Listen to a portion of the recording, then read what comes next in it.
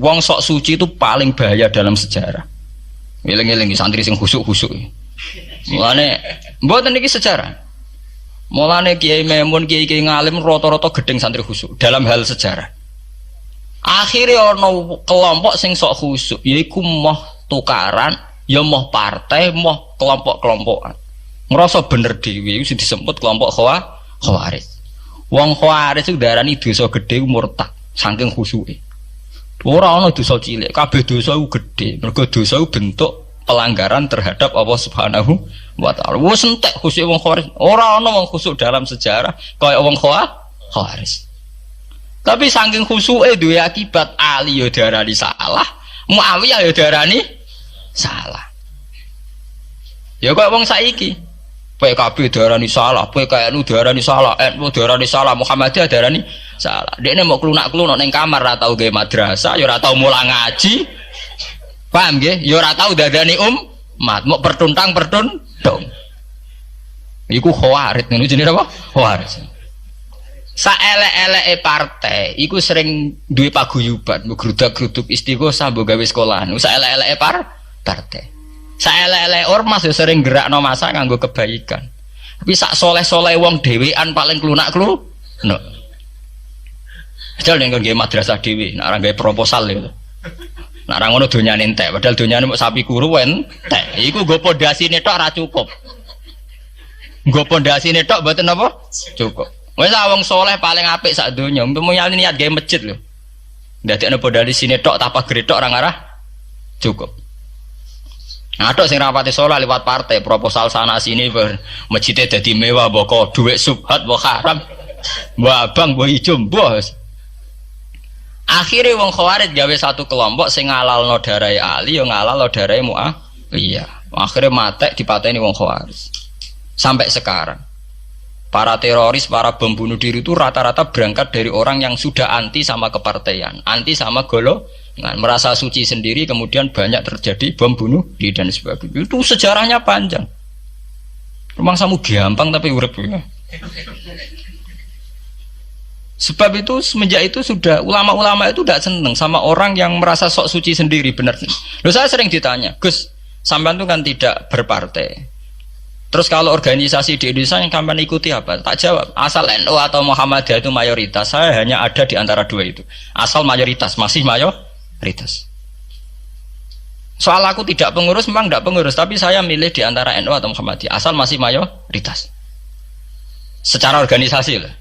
Bahwa per detail perilaku kita karena kita punya ilmu. Ya mungkin kita punya keekhasan sesuai kapasitas masing. Tapi kita harus milih salah satu NU atau Muhammadiyah. Karena ya Nabi sering pesan bahirul muslimin wa man sadza fin nar alaikum bil jamaah fa inna yadawahi ma'al jamaah wa man sadza fin nar. Kamu harus ikut kelompok mayoritas. Kamu enggak boleh hidup sendiri. Wa man sadza fin nar, yang merasa benar sendiri masuk neraka. Ya karena itu tadi ada madrasah karena dibikin kelompok NU. Nanti ada sekolahan modern yang menjadi izzatil Islam wal muslimin melawan wong Kristen atau wong fasik, ya sekolahan Muhammadiyah. Ngerono madrasah, ono turutan, ono agar penceng, jasane wong ono sekolahan sing iso bersaing mbek non muslim wae Muhammadiyah. Ya itu saja kita. Karena kalau tidak direduksi begini, kita akan ikut kelompok-kelompok kecil yang merasa benar sendiri. Misalnya kelompok-kelompok yang kecil-kecil sing aneh-aneh. Itu kan mereka lebih orisinil. Tapi saat orisinil kelompok kecil tuh luwih ngeri. Misalnya kayak kemarin ada kelompok An-Nazir. An-Nazir mungkin dia bisa ngepas no dawe Nabi yang sing rambutnya diping nih, sing tenggene japos bodone beda mek bodo kita. Saya tuh pernah melihat di Metro, ini cerita intelektual, pernah lihat di Metro wawancaranya ketua Jamaah An-Nazir. Itu dalam banyak hal memang mereka ingin memiripkan sama Nabi. Misalnya rambut dipilok diping. Dalam sejarah sampean takok ahli hadis, memang Nabi Sayyidina Umar Bakar tuh rambutnya apa di apa itu disemir. Terus mereka kalau sholat isya itu akhir, katanya Nabi kalau sholat isya sulusul lail dan sebagainya. Tapi apa sisi yang dari itu terus kemudian merasa persis Nabi? Wong Nabi itu macam-macam. Beliau hidup itu berapa tahun? 23 tahun. Semenjak beliau jadi Nabi itu ngalami kenabian pinten 23 tahun. Dan itu punya ikhwal-ikhwal yang rawan ada nasah mansuh. Seperti sekarang di Pondok Indramayu, di mana-mana ada satu kelompok yang nganggap kehidupan sekarang itu adalah periode Makkiyah. Periode Makkiyah itu satu periode yang dimana sholat wajib rapati wajib, zina rapati haram, nyabu rapati. Ya ada kelompok-kelompok di kota-kota begitu. Di kota-kota juga banyak orang yang sama orang zina itu biasa, sama orang nyabu biasa. Mereka sendiri tetap mengharamkan zina, tapi nggak perlu dilawan. Sehingga polemik ketika FPI begitu, ada yang mengatakan periode sekarang itu mirip Makkiyah, di mana kemungkaran nggak perlu dilawan, yaitu bil hikmati wal mau'izatil hasanah. Ada orang yang menafsirkan Islam sekarang itu sudah periode Madaniyah, sehingga kemungkaran harus dilawan. Yang kayak FPI itu yang anggap sekarang sudah periode Madaniyah. Lah itu kan artinya begini, semua itu toh mengklaim mirip-mirip niru Kanjeng Nabi. Masalahnya semua itu juga ngeklaim mirip-mirip niru Kanjeng Nabi. Nah, terus kemudian ini cerita Malik ahli sunnah. Kemudian sejarah memanjang. Sausi Ali bin Muawiyah keok, Sayyidina Ali keok di putra Sayyid Husain.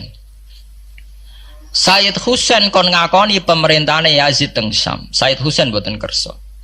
Idzan al mautu khairun li. Kalau begitu lebih baik mati. Terus dibantai teng Karbala. Bonus. Ketika dibantai di Karbala malah melahirkan trauma lagi. Wong Islam sing model tipikal Sunni tetap melok Yazid. Tipikal Sunni bukan Sunni, tipikal Sunni. Artinya melok Yazid wes ora usah dituntut dendam, malah ra ono bare. Akhirnya gak dendam. Kelompok Syiah iku apa-apaanan, putune Nabi kapundhut kok dingin-dingin saja. Kudu ono revolusi, akhirnya revolusi. Sing nglahirno kelompok Syiah kanthi sak mangke.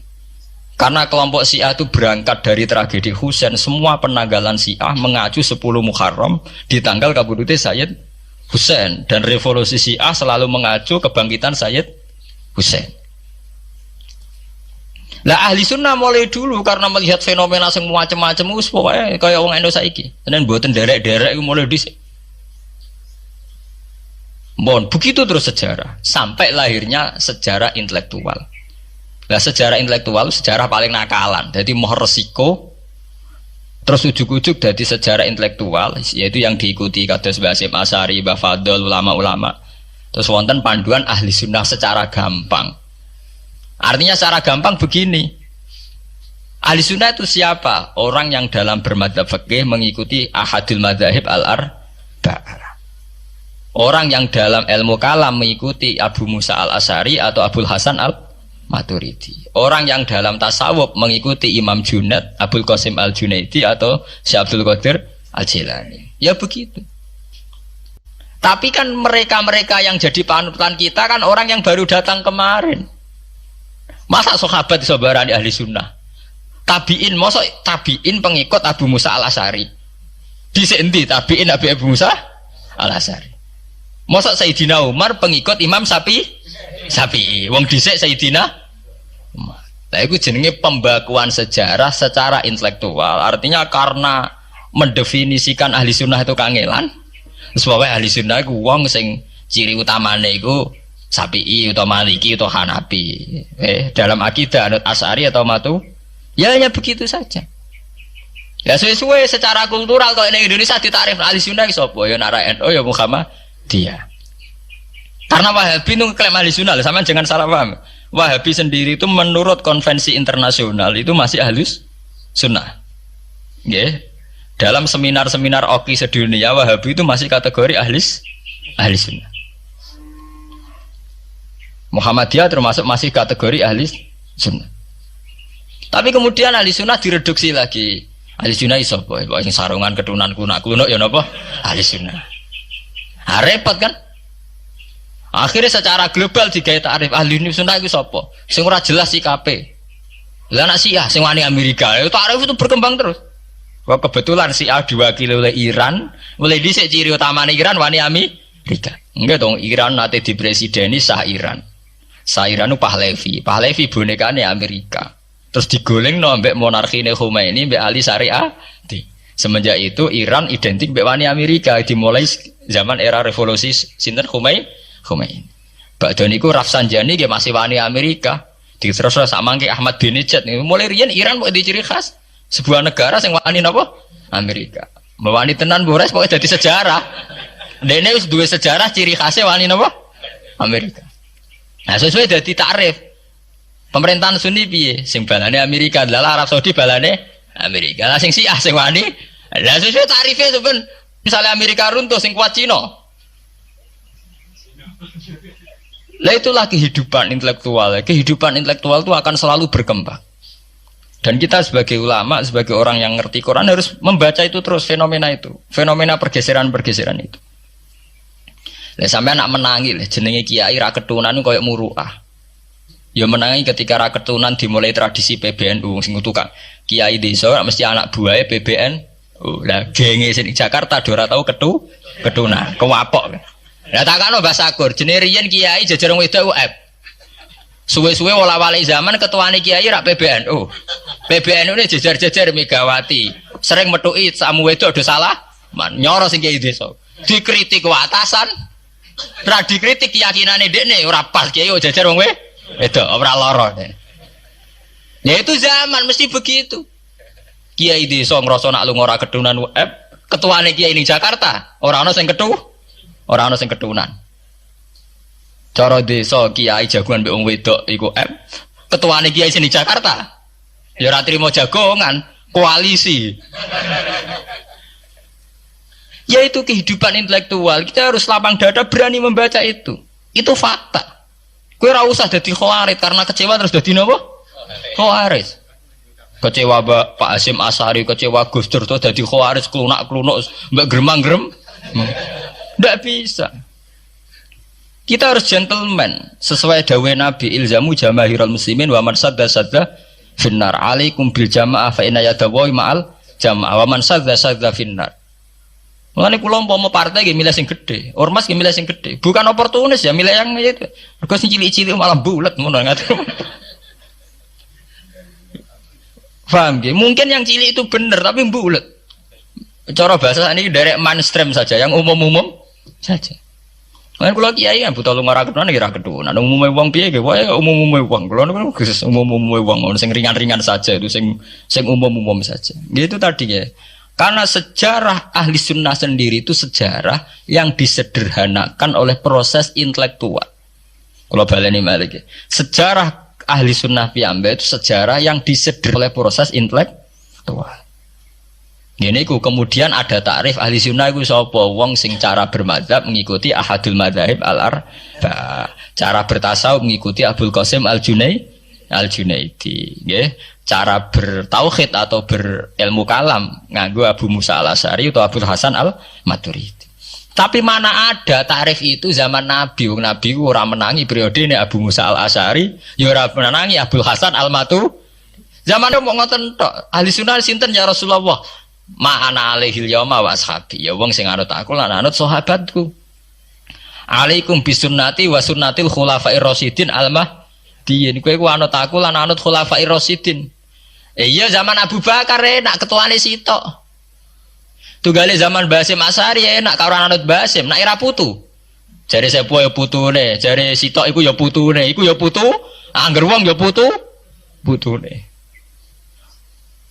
Kula ereng wonten kiai alim wali teng Jawa Timur. Niku anak putune iku ora bangga. Mergo ager wong ya seputune.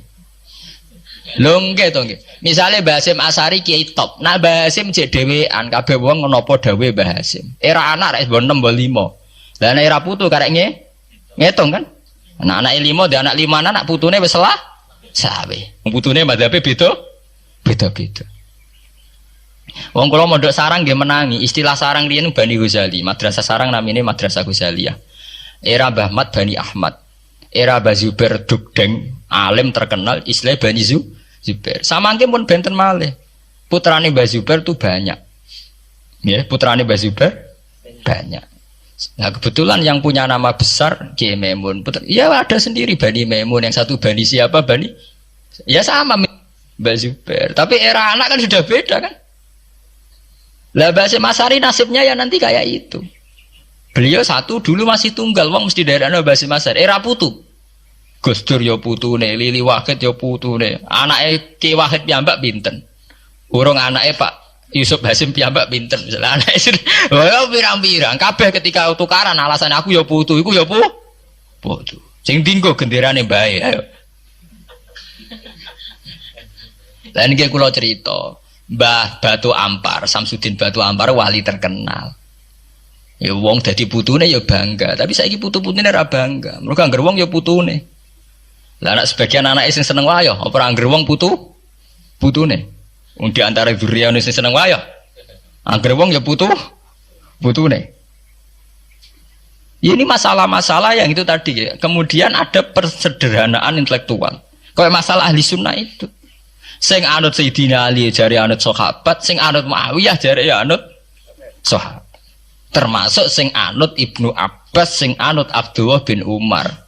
Di mana dua sahabat ini dalam posisi orang melok-melok. Makanya kayak saya, kayak ulama-ulama rata-rata mengikuti mazhabnya Abdullah bin Umar. Karena saat ada konflik Ali Muawiyah, beliau itu bersikeras orang melok-melok. Beliau tetap mengajarkan sunnatul Rasulillah tanpa berpihak kelompok. Tapi banyak riwayat mengatakan Abdullah bin Umar bin Abbas itu kecewa. Hanya kecewa itu gedon dia ramelok-melok. Ya karena itu tadi, ketika ada dua pilihan, ramelok-melok itu ya terus repot. Enggak tuh sampean saiki pikir mau nih. Saelek-eleke wong melok P3 atau PKB iku melok nentokno kemaslahatane Jawa Timur, mbuh Bojonegoro, mbuh apa. Tapi saapi-api wong ra melok-melok, nentokno mudin lho ora melok-melok. Sehingga ada mazhab ahli sunnah sing majibno wong kudu melok-melok. Karena saapi-api wong ra melok-melok iku ndak ada yang dikaryakan, nggak ada yang dipekerjakan.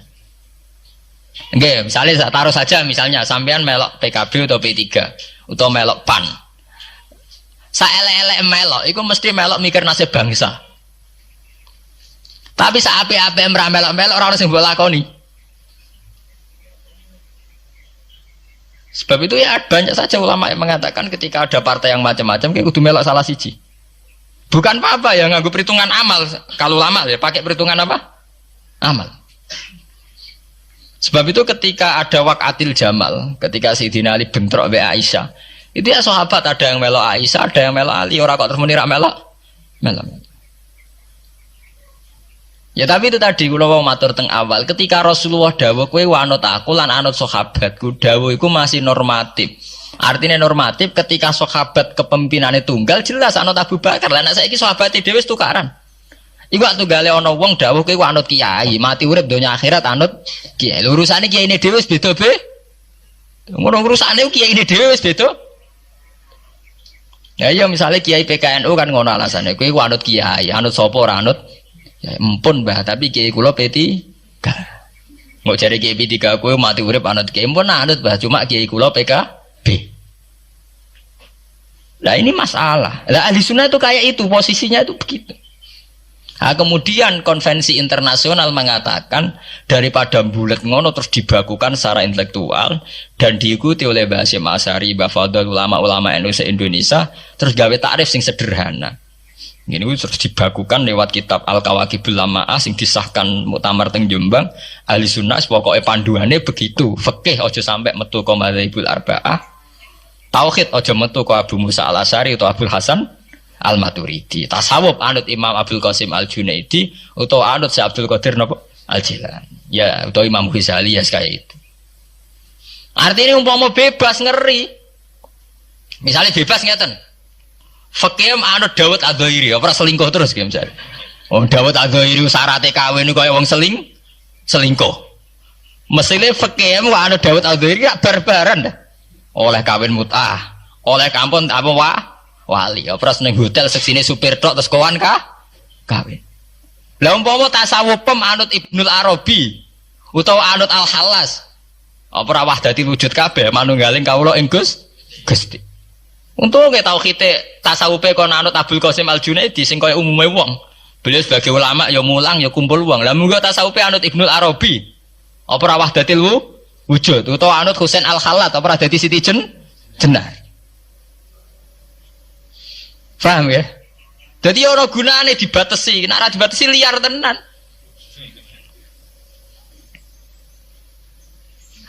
Paham gak? Ini masalahnya bandingannya ekstrim. Misalnya fakih kok kowe anut Dawud Adzairi, Kaya apa? Nak kenaan ngomong sing mut'ah. Malah angger ngaji muin Wahab angger nyritakno syaraté kawin nganggo wali khilafan di Dawud Adz-Dzahiri. Nganggo syahid ya khilafan di Dawud.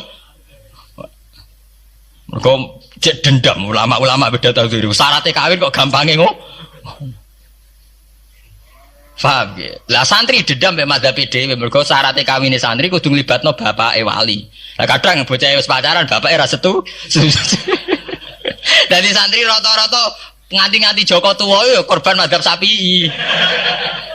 Mergo bocah wis gelem bapake ora gelem. Lah bapak ning gone fikih Syafi'i dilebokno rukun. Dilebokno napa? Rukun. Angel langkane. Lah ya ahli sunnah itu terus disederhanakan. Kula nggih matur nuwun nggih. Saya pikir kados Basim Asari, kados Mbah Fadol, Kiai Memun, kiai-kiai yang alim riyen Mbah Maksum, Mbah Ali Maksum yang bertanggung jawab terhadap proses kesederhanaan ini. Tapi kita harus terima kasih.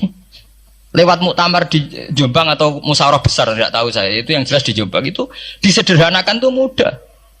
Ya tadi andai kan tidak disederhanakan begitu, kayak kasus-kasus di kampus itu. Di kampus karena saking hormatnya terhadap nilai intelektual, tasawuf manapun diambil. Termasuk tasawufnya Jalaluddin Rumi, tasawufnya Ibnul Arabi, tasawufnya Husain Al-Hal.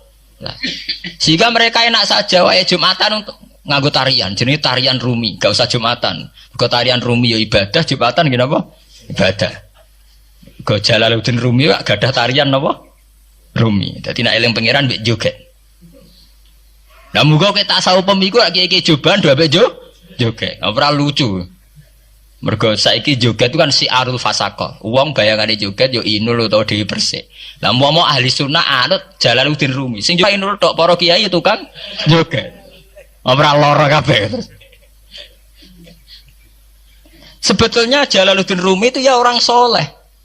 Karena logikanya masuk akal. Kalau orang bisa asik dengan musik untuk hal-hal yang mungkar, masa kita kalah asik dengan Tuhan? Kalau orang bisa joget karena alunan musik, masa tidak bisa joget karena alunan nyanyian Tuhan? Wong iso nyanyi, iso joget mergo lagu munajat cinta, ayat-ayat cinta. Masa ora iso joget mergo cinta ning pangeran. Makanya tenggene Jamul Jamek teng kitab-kitab fikih mengatakan, kita meyakini kalau Husain Al-Halaj adalah orang soleh. Kita meyakini kalau Rumi orang soleh. Ibnul Arabi juga orang. Karena mereka berangkatnya itu ya dari keasikan dengan Tuhan. Sampai delok teng Imriti. Imriti itu satu kitab yang dipakai semua pondok di Indonesia. Tapi membayangkan satu prosesi mahabbah juga wong joget ya nari, yang nganggo gitar. Sampai orang istilah fa usribat ma'ana dhamirisan.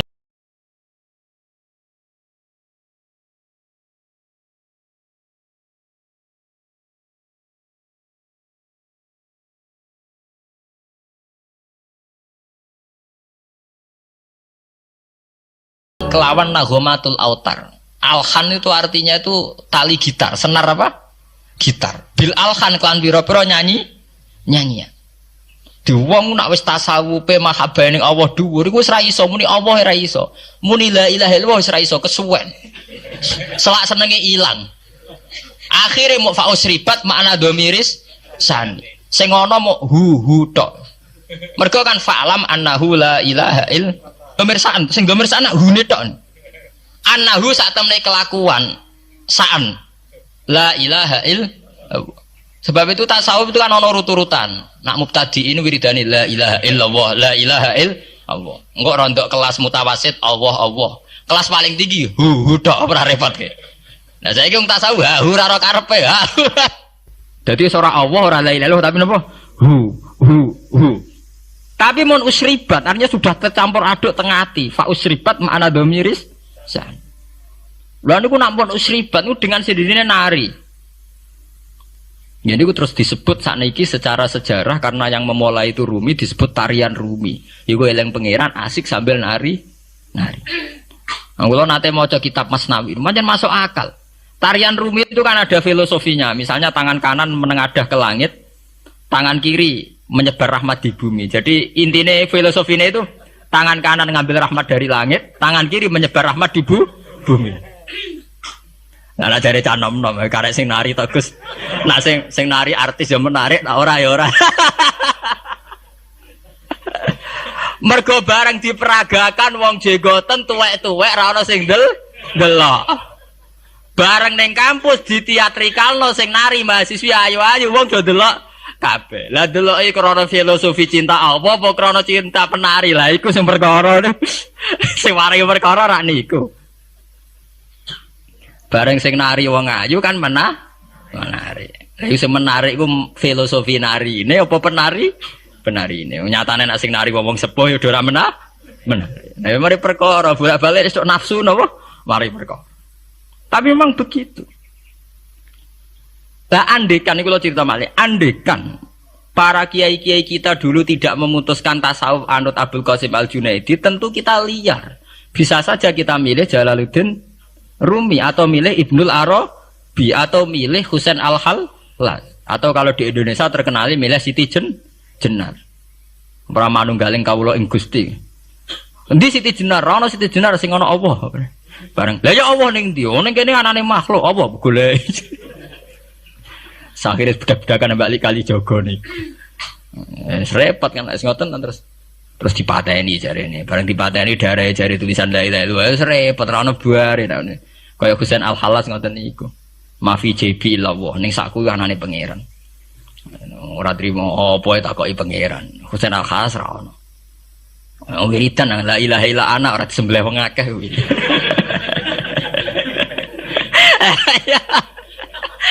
Mari perkara lha dekne padha dene.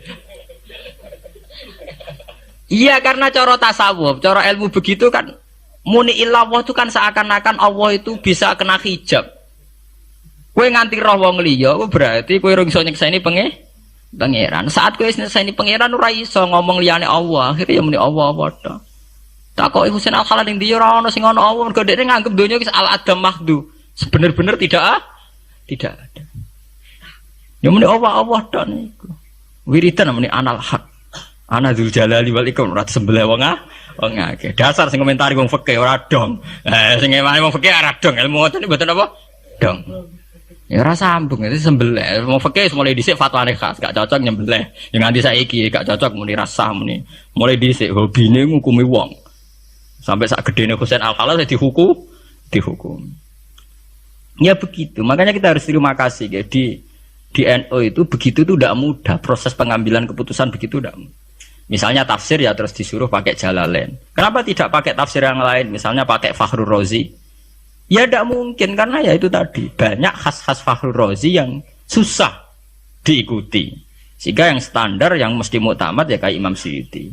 Meskipun antara orang alim sendiri ya berpetualangan, kadang cari Ar-Razi, kadang cari Zamasari, kadang cari macam-macam. Yaitu ya disederhanakan. Mohon ya terus lewat ngaji ini jenengan biar ngerti bahwa semua proses aliran-aliran itu adalah proses intelektual yang ditempa oleh sejarah, oleh luka sejarah. Termasuk luka sejarah yang mau dirunut itu mergo bartukah. Sehingga Nabi Muhammad piyambak merunut sejarah itu ya sausé tukaran. Gini ku wonten polemik Yahudiyah awin Nasraniyah. Dhisik endi? Tuwa endi?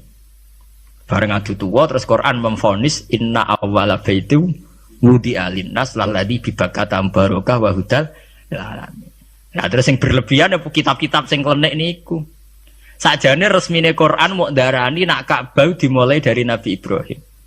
Iku wae wis luwih tuwa tinimbang Baitul Maqdis. Mergo Baitul Maqdis dimulai oleh Yahuda atau Nabi Musa. Tapi kitab-kitab wong sing seneng kaji sik ora trimo. Mulai Nabi Adam. Ora trimo mulai Nabi Ibrahim tapi mulai napa? Nabi Adam. Ono sing kurang ekstrem menan nek sampeyan kitab-kitab 2000 tahun sedurunge gawe bumi lah terus dakok endi malah perkara kan. Ngelem ora dipikir. Piye wae kabeh didakok ning bumi sih malah. Malah dagelan apa ngelem tuh. Saking kepingine tuwa nganti di sejarahno. 2000 tahun sebelum apa? Bumi. Lah terus didakok napa? Endi? Wong kabar ning bumi. Mulane nak ngelem aja berlebihan, malah bulet. Akhire malah mbok sing umum-umum wae, piye wae istilah Quran pokok inna awala baiti budi alinnas lalati bi Bakkah apa? Wa barokah wa hudalil alamin. Piye istilah aja tuh fihi ayatum bayyinatum maqamun apa? Bro. Memang banyak tarikh yang mengatakan dulu Nabi Adam sudah haji. Nabi Nuh sudah haji yang mengitari Ka'bah itu. Dulu bentuknya Ka'bah itu kazubdatin filma. Jadi ketika bumi urung dadi bumi itu kalma banyu, ketika banyu ana zubdah. Lah zubdah untuk itu sing dadi Ka'bah. Ya tapi nek diwalek meneh berarti Ka'bah sine untuk ya pelecehan meneh perkara kan. Bola-balik perkara cara kula nu ora usah. Lah berlebihan begitu itu ndak usah. Ya sudah kita meyakini. Wong sing penting itu dalam sejarah polemik itu sing penting Ka'bah luwih tuwa timbang Baitul Maqdis itu saja. Tak roh aku lah mbek sampean. Wong aku maca kitab pirang-pirang. Apal bisa nulun. Ngomong jare-jare, wong nuruti jare ora ono bare. Tugale ahli tarikh jare Nabi Adam ketemu Sayyidah Hawa ning Arafah. Mulane diaran Arafah, mergo lagi kenal. Ketemu pertama, lagi nang swarga wis suwi kok lagi kenal, malah dagelan. Istilah kok.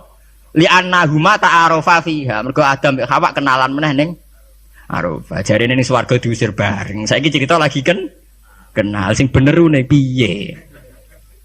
Ana sing darani ora turun pertama ning bumi ning India. Mergo India gone wong anyu dadi bayangane terus napa? Di India.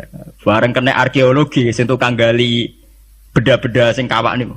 Manusia tertua dari malah ning Sangiran, daerah Klaten ngono. Apa kowe wani Nabi Adam iku pertama ning Klaten. Ah, kena sejarah versi intelektual malah kacau meneh. Mergo fosil-fosil ditemukan terus dinyatakan ini fosil tertua ning Sangiran. Kowe iso bayangno Nabi Adam temuti ning Klaten ning Sangiran. Ora lara kae malah kena. Ngono niku ora usah berlebihan.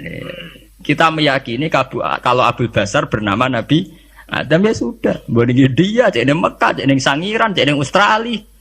Wong jare aborigin ya tahu ditemukan ana fosil ning daerah aborigin tertua. Terus bayangno Nabi Adam wong putih aborigin ning Australia. Repot Sangiran ambek aborigin.